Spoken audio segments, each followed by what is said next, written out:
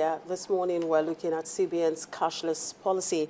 A lot of questions have been raised if Nigeria is actually ready for cashless economy. Well, the central bank says it must go nationwide come July 1, and there's no going back on that. But there seem to be some issues around it, and that's what we'll be discussing this morning.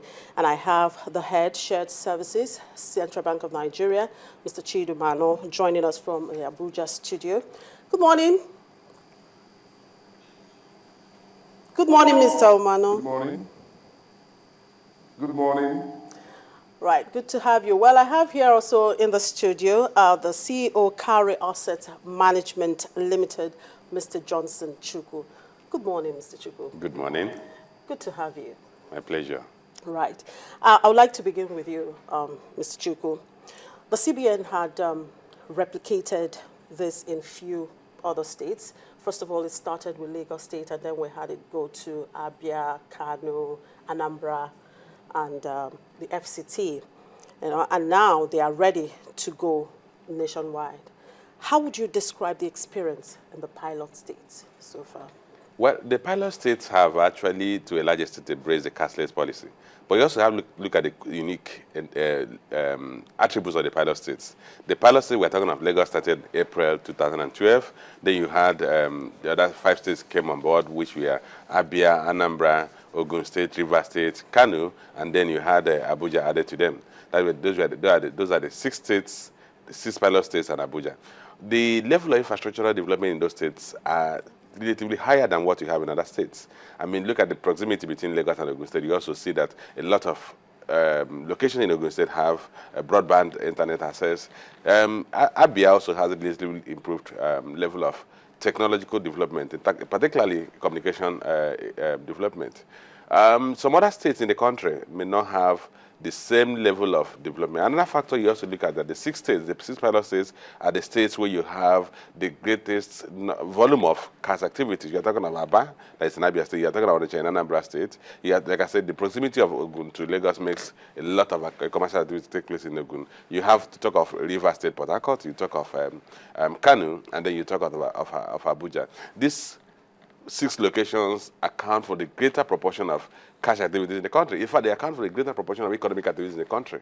So that must be the reason why Central Bank looked at. Let's focus on those states that have the great preponderance of economic activities in the country, and then once you achieve success in those states, the other states, in as much as there are 30 other states that they've not rolled out, they're about to roll out on 1st of July, the level of economic activities there is not anything compared to what you have in the 6 states. Now, well, the CBN is saying that they are quite confident that, of course, they've achieved success in those states. Now, are you confident that those other states, I mean, they are ready to actually embrace this? Well, it may be difficult to sit here and say they are ready. The key thing you have to look at, do they have the level of communication infrastructure you have in Lagos, or you have in states like Rivers, Kano, Abuja, Ogun, Anambra, and Abia states?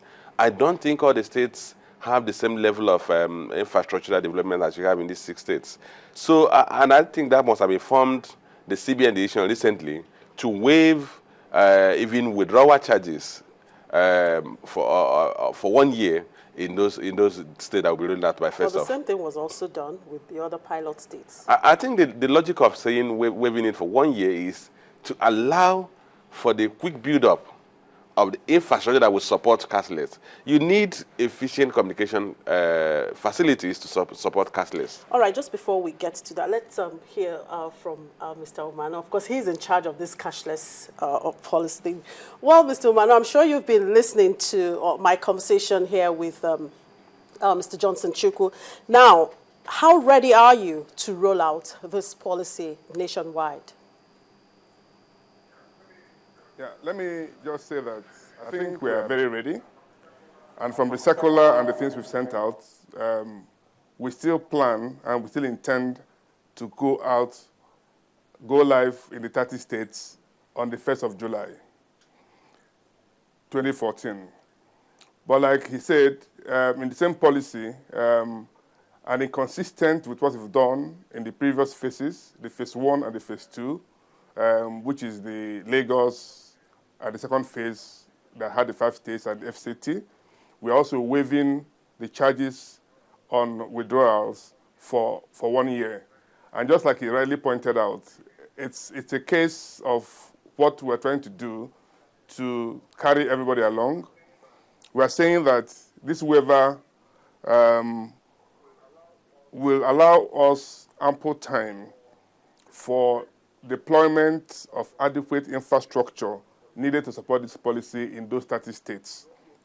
We also hope as well, in the interim, that 1 year gap, to also ramp up our sensitization of the various stakeholders on the merits of the policy in those areas. But let me also quickly add that from what we are seeing today and from what we know, on the payment side, there has been a massive increment and improvement in what we are trying to achieve in the cashless policy.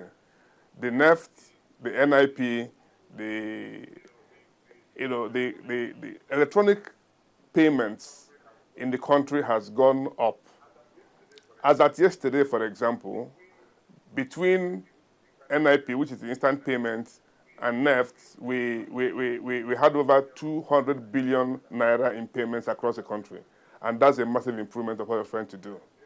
We are a bit worried about the retail side, where we expect, that's where the point of sale terminal comes in. That's where the retail transactions come in. And that's where we think that we need to improve on our infrastructure. Thank you very much. Right. You talked about the 1 year gap you're trying to give now to enable you put up some of the needed infrastructure. I mean, this policy was introduced in 2012, and when it was introduced, the CBN knew that, of course, it's going to go nationwide. And this would have even happened earlier than now. So why are we still talking about infrastructure, putting the infrastructure right before rolling out this? I thought by now, I mean, everything would have just been ready, particularly in most of these other states, particularly in the north, considering the security challenge there. I mean, you've said it all. Clearly, we have done a lot, but we believe that more needs to be done. We had actually planned and we had thought that by July 1 that everything would be ready and up and running. But as we see today, we still have a few gaps.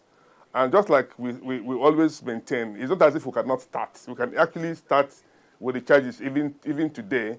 But we think that in the interest of the economy, because we actually go out there, have engagement sessions with the public, the organized private sector, the market people, and we also get feedbacks from them. And from what we know, and from what we've seen, we think that we just need a bit more time, because we're engaging other stakeholders in the payment space. We are also engaging with the IT companies. We are engaging with for example, we have an agreement with NICOMSAT. These are the things that we are trying to put in place to make sure that that everything in the infrastructure-wise is ready for us to kick in. And we think that by giving this waiver of 1 year, that's the time we actually do need to make sure that we have everything in place to be able to commence it the way we want to. That is the charges or the withdrawals will now start at the time. All right, there are still issues such as POS machines not functioning. There were complaints of high charges and the use of electronic payment, platforms, and of course, security of funds, risk of fraud, errors in transactions. I wonder how you've been able to deal with it, because it's still continuing. Well, let me say that these things they are there to some extent, but it's something that we have been working on.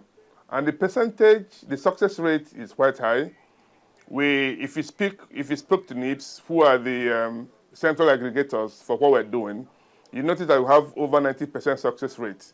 Now, the issue that you get with connectivity in point of sale terminal is because of the GPRS technology that is being deployed.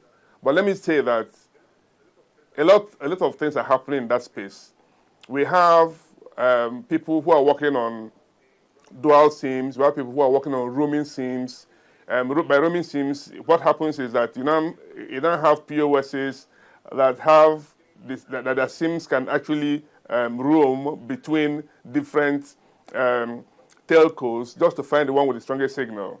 Clearly, these issues do happen. I mean, you know, when you pick up your phone and you send a text or there's a drop in their call, these are breaks in these transmission lines, and they do sometimes happen with payments.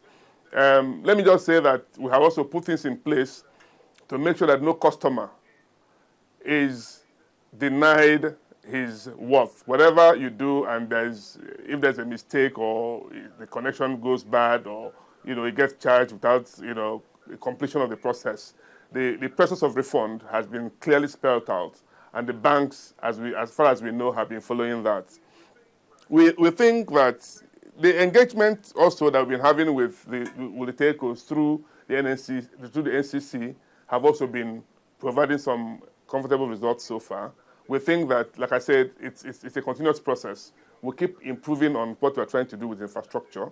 And like I said, you know, you mentioned about the security situations in the north. Well, that's partly part of it, but basically, what we're trying to do is to get everybody, all the stakeholders. We've worked out what we are required to do in the next 1 year to make sure that everything will be up and running at the time we decide to start the charges on withdrawals in the 30 states.